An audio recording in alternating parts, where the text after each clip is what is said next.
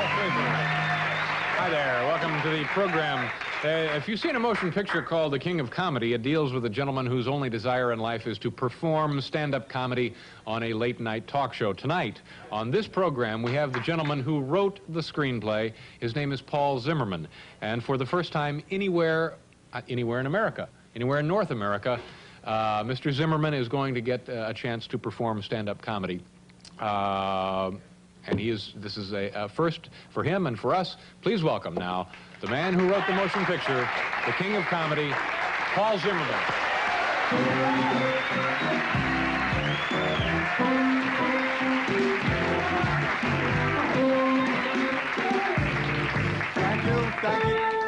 Thank you very much.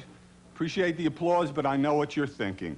You're thinking, what is this ding-dong doing on national television? I don't blame you. I mean, you people have certain standards for what you watch on television, and I want to tell you up front, I'm not going to be able to meet them. Sorry. For one thing, I do not have hemorrhoids. I know that's a popular show business gambit. You get hemorrhoids, you go national with them, coast to coast. Paul Zimmerman of Upper Makefield talks about his hemorrhoids. But I have no hemorrhoids to talk about. In fact, I don't lack confidence in my laxative. I have no disgusting personal habits to share with you. I'm sorry if you're disappointed in that, but you're thinking then maybe, just maybe, he's a deviant. He's one of those perverts. They play all the talk shows, and why not? It takes no special talent. All you have to do is reach out, and touch someone. I think it's sort of peculiar, don't you, that the phone company is encouraging that kind of behavior? That doesn't happen to be my case. I did call the Donahue show a couple of weeks ago. I said, how would you like the screenwriter of The King of Comedy on your show? And they said, fine, but we want to dress it up a little. We need a grabber, something a little special, you know? And I said, okay, anything you want. And they said, fine, you're going to undergo a sex change operation. We've never had a transsexual screenwriter on our show. And I said, that's a little much to ask for, you know, to promote a movie. But then this happens to writers all the time. And I'm a team player. But that was before I found out what they do to you. Do you know what they do to you in those operations? Do you know? They chop your beard off. They chop it right off. And it doesn't grow back. Don't let them tell you it grows back, because it doesn't. Once it's gone, that's it. And I thought, hey, I'm not ready to make that kind of commitment. After all, who ever heard of a screenwriter without a beard? So, where's the laugh machine? I was told there was going to be a laugh machine. At any rate, you're thinking no disgusting personal habits. They've already had somebody balance something on his face. He's not a deviant. Maybe he betrayed his country. That's a popular way of getting on TV. Look at Watergate. That wasn't a break-in. That was the launching of a whole entertainment industry. Yeah. Television shows, movies,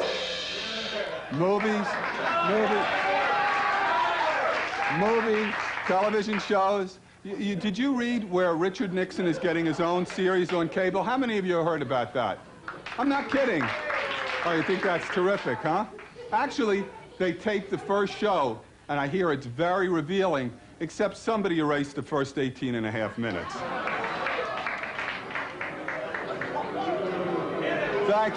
Thank you so much. I really appreciate that. It wasn't me, but I thought, you know, if those guys can get on television, why not me? I'm a writer. I paid my dues. You know, 18 years I've been at it. Only reason you haven't heard of me before this is I wouldn't sell out. No, I would not sell out. Not until now, anyway. You know, I went to work for Disney. You know Frosty the Snowman? Anybody here? You've heard of him. You don't know my Frosty. Frosty in the Big Rain? Frosty and the Angry Snow Shovel, you know those? Frosty Goes to Miami? They said that's much too depressing. I said, well, I'm not going to change it. So I sat down, I came up with something else, a reindeer named Rudolph. Yes, I am the creator of Rudolph the Hard-Nosed Reindeer. Of Rudolph the Hard-Nosed Reindeer. He's a very tough customer. You know, he still has that enormous electronic deformity at the end of his face. And the reindeer, they tease him. He still has, oh, the reindeer, they tease him, they cut him out, they beat him up, you know.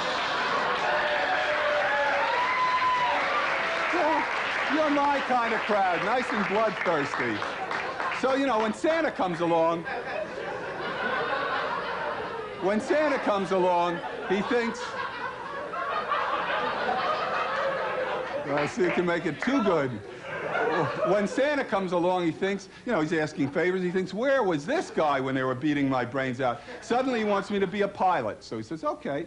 Takes him up 30,000 feet, right into some bad weather, shuts off the old schnoz, peels out. So long, guys. You're on your own. They're still somewhere over Siberia, those reindeer, looking for a place to land. They say, no good. Who's going to deliver the presents? I said, I don't care. I'm 44 years old. I'm not getting any presents. They said, no, no. So I went back.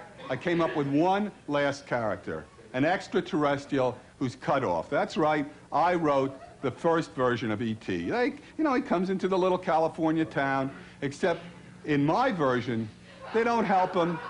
They eat him. You know, you like that too. Good. I mean, they point him right to the microwave. They say, there's your little spaceship, so long. He winds up tasting. Please. No. In a minute. There'll be a break in a minute. You know, he tastes a little like snapping turtle, as a matter of fact. Tastes a little like snapping turtle. Anyway, I'm glad I held out. The King of Comedy's been made. I called up the Letterman show. I said, how would you like to have me on? They said, yeah, but we want to dress it up a little bit. I said, look, dress it up all you want, just don't chop it off. They said, okay. They said, we're just going to ask you to do a little stand-up comedy. And I said, I've never done that before in my life. But then I thought, how else am I going to get any recognition? I mean, none of you's ever seen a live screenwriter before, have you? Anybody here seen a living, breathing screenwriter? Well, there's a few of you. You're supposed to say no. Well, I figure, you know, I'll go ahead with it. People will know who wrote the movie.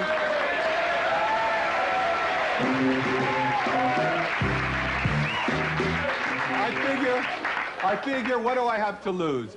Better king for a night than for a lifetime.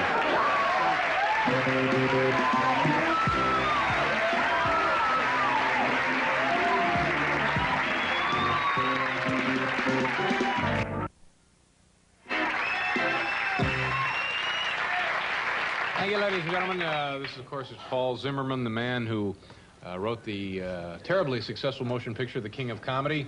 And you've never done stand-up comedy before? Never in my life, and yeah. You can see why. Now, did you enjoy that experience? Well, I feel a little like Carol Chessman.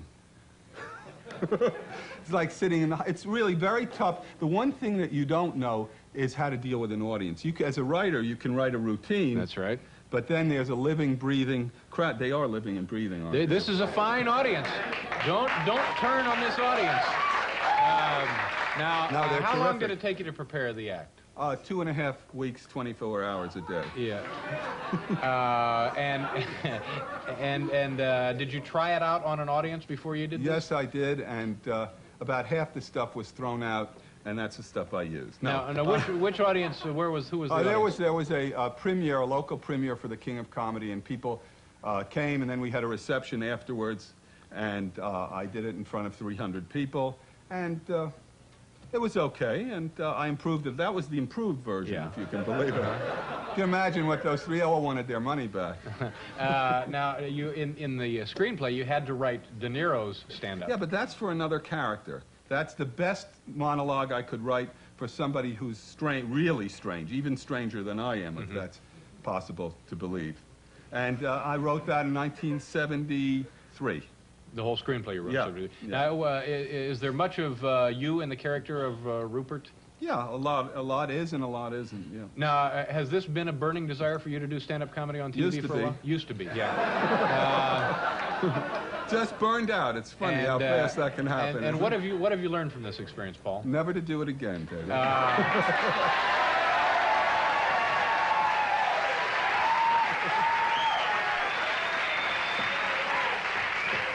Now, I'm glad I don't have to do this for a living, and you have my condolences. Now, don't be discouraged by that reaction. It was, you know, it was very gallant and noble of you to give it a shot, and I appreciate you coming on the show, sir. Thank you, thank you. Paul Zimmerman, ladies and gentlemen. We'll be right back.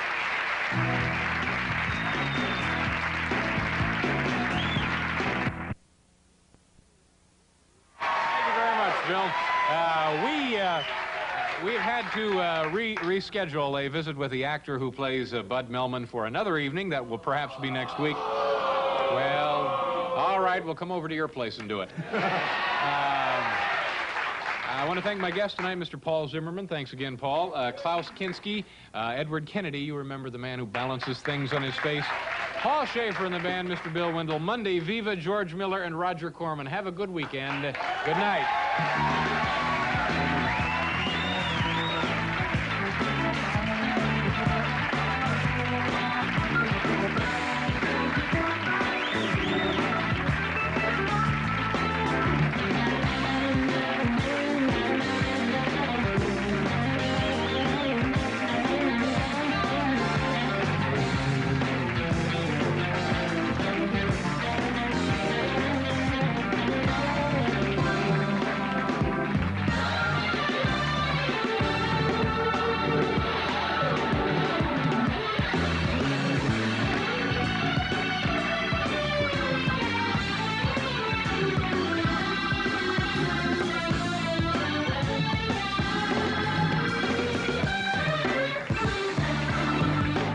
Watching the show about a week ago on a Thursday night, and you had this real geeky-looking guy with a beard who was a screenwriter, wrote some movie or something, and he thought he was funny, and he just was awful, and it just kept going on and on and on. Is there any way you could destroy all evidence of that ever happening?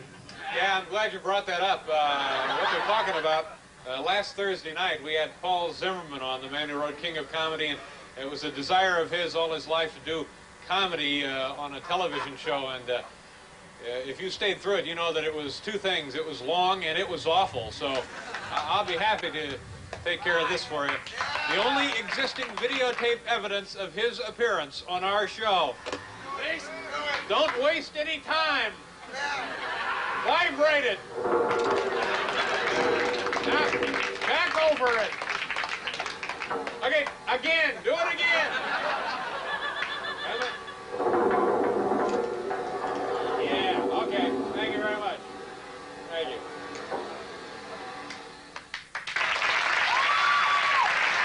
That was just a joke. It was only just a little joke there.